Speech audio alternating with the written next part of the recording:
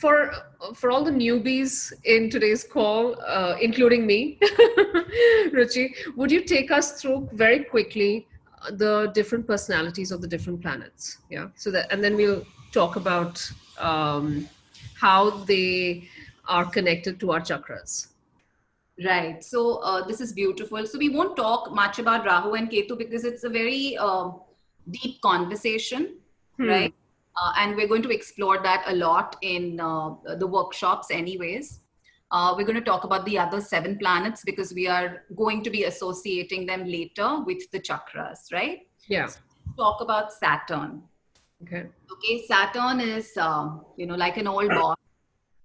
He's a taskmaster and he wants things done, right? And if you're not going to be willing to work hard, and if you're not going to be willing to do the things that Saturn wants to do, then Saturn is not afraid to push you, Ah.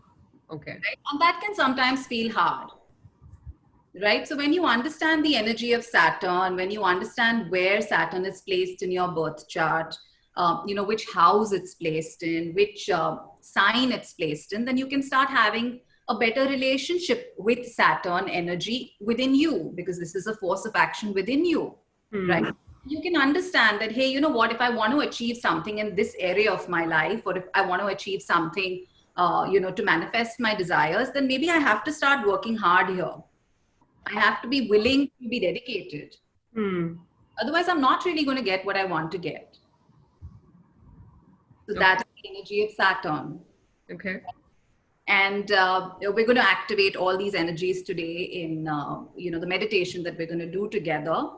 But it's deeper work than that. So which is what the workshops are for. But today is going to be amazing. It's going to be a beautiful journey for everybody here. Let's talk about Venus, right? Venus is the energy of giving and receiving. It's Hmm. the energy of pleasure, really.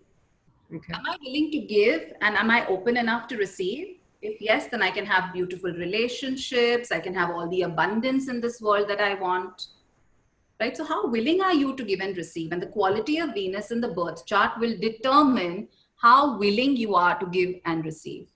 Okay. Make sense? Yeah, yeah, absolutely.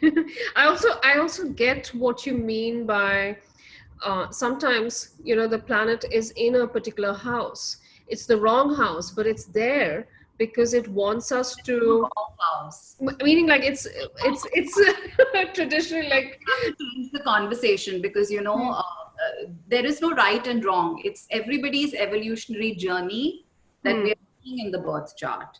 So everything is beautiful, can right? I say difficult, like a difficult spot or a problematic spot?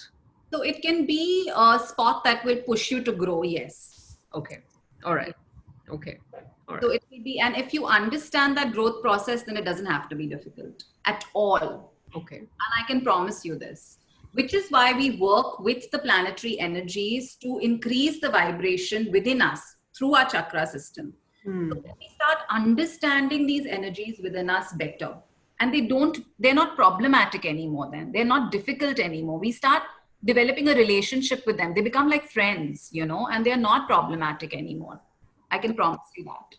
That's a very unusual approach to astrology, because invariably people will tell you, no, no, you've got to do this is weak for you, this is strong for you, this, you've got to appease this planet, you have to appease that planet. um, Well, it'll be nice to send a gift to your friend, but that doesn't make it your real friend, right? I mean, she's not going to buy into you sending her a gift if she doesn't really like you. hmm. Same Okay. thing, right? So I have to become a genuine friend. I have to make the effort to understand you, Ruchira. When I make the effort to understand you, then I'm a real friend, right? Okay. And then we can understand each other, and you'll support me then, Hmm. Hmm. right? So That suppose you makes pattern. If we develop a good real relationship and I really understand you, you're going to support me when I need you to support me. okay. I can send you gifts and you might be like, okay, she's sucking up to me, but that's what it is.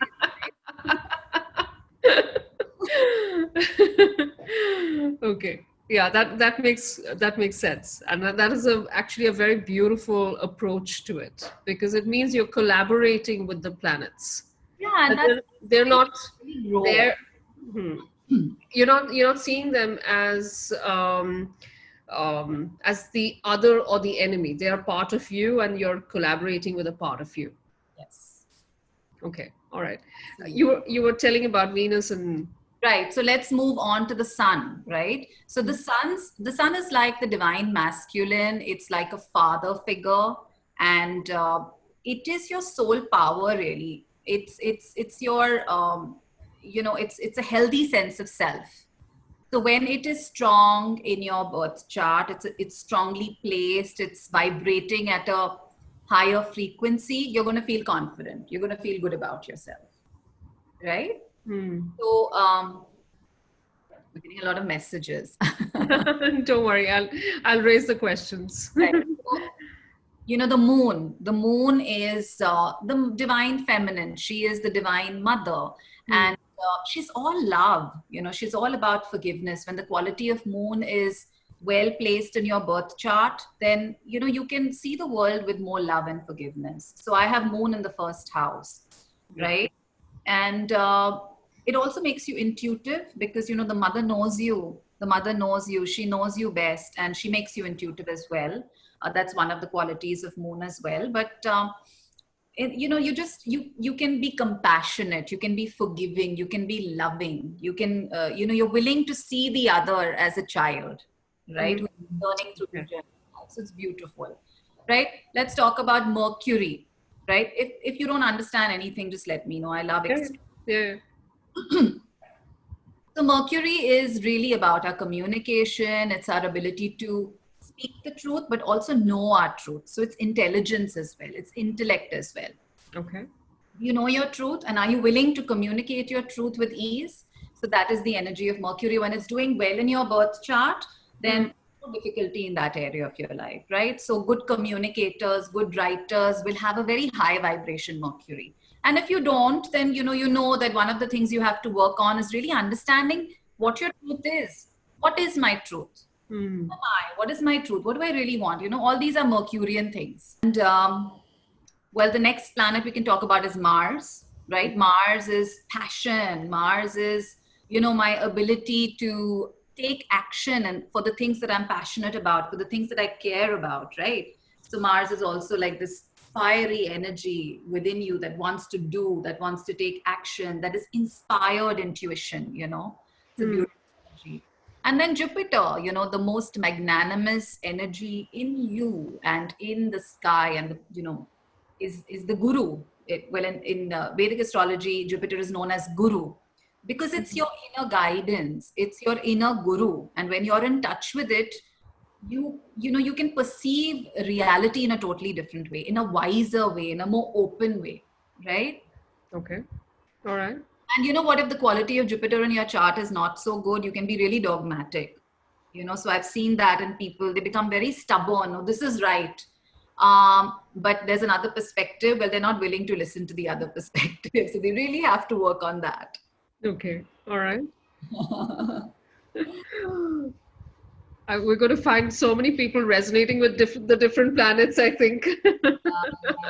And then, of course, every planet where it's placed in your birth chart, like Isabel said, Mercury in the second. Well, it really depends on what your rising sign is, darling. Whatever your rising sign is, we'll Hmm. talk a little bit more about, give us more details on Mercury in the second. But Mercury in the second generally would be a good communicator, I would say. Okay. all right. She says Aquarius. That's hers. Is that Vedic astrology? You're a bit different, well, which is okay, which is fine. So Western astrology is the tropical zodiac, and Vedic astrology is the sidereal zodiac. So, What's the fundamental difference between the two? well, sidereal astrology is an actual representation of what's happening in the sky. It's represented in your chart just as it's happening in the sky. And Ah. tropical astrology is based more on a seasonal representation. Both work, they work differently. I've understood it as, Vedic astrology is a very accurate representation of who you are karmically, and what energies are at play within you right now, and how can you handle it. So it's a very practical approach to getting things done. This is what. Ah. And Western astrology, well, I've met some wonderful Western astrology, astrologers, and it's different, but it talks more about, it's more psychological in the sense that it talks more about feelings, and it's more about, yeah, it's more feeling based is what I have understood. It's more about how you're feeling right now, and which is why Mercury retrograde is a big thing in Western astrology, not so much in Vedic actually, Oh, right? okay. Yeah. Okay. I'm If so you happy really go about that because I really don't like all the retrogrades and what they do, what they seem to be doing. energy again, because there's nothing bad. Retrograde energy is beautiful energy because it really helps you to go inwards and understand yourself better. So Mercury retrograde is a brilliant time to do inner work. So please remember that, Mercury retrograde is the best time to do inner work. Right. Any spiritual I'm, workshop. I'm always told if this is a retrograde, you shouldn't be doing this, you shouldn't be doing that. There's a whole long list of all the things I can't do because it's a retrograde. It overwhelms the external world a bit so that you can go inward. So yes, sometimes you will have technical issues because, hey, you know what? Stop that and go inward. Get in touch with yourself. Get in touch with who you actually are, which is what Mercury energy is, right? Get in Hmm. touch with who you are, what your truth is. That's Okay. Mercury energy. So it's just Okay. pushing you to understand yourself better, understand your truth better, Hmm. so that you can ultimately communicate your truth to the rest of the world, because we're here to share with each other. Hmm. Mercury is about that sharing, but you can't share your authenticity unless you know your authenticity, right? So please first get in touch with who you are so that when Mercury goes forward, you can actually start sharing it with the world. Okay. All right. Okay. Let's tell us about the next planet. So these are the 7 planets. We've Ah, actually okay. covered All seven right. planets. And then there's Rahu and Ketu, which makes it the 9 planets. So in Vedic astrology, we don't talk about Pluto and Neptune unless Yeah, yeah, I was unless just going to say what happened to Pluto. we spoke about it when I was speaking about COVID, because that's Mhm. mundane astrology, which is the astrology of the world. And then we take into consideration the outer planets like Pluto and Neptune, Okay. but we and Uranus, and but in a personal horoscope, we don't take those planets into account so much. We work with these 9 planets, of which Rahu and Ketu are a major part of as well. Okay. All And right. Rahu and Ketu are associated with the 2 secret chakras that we're going to uncode in the workshop. Okay. All right.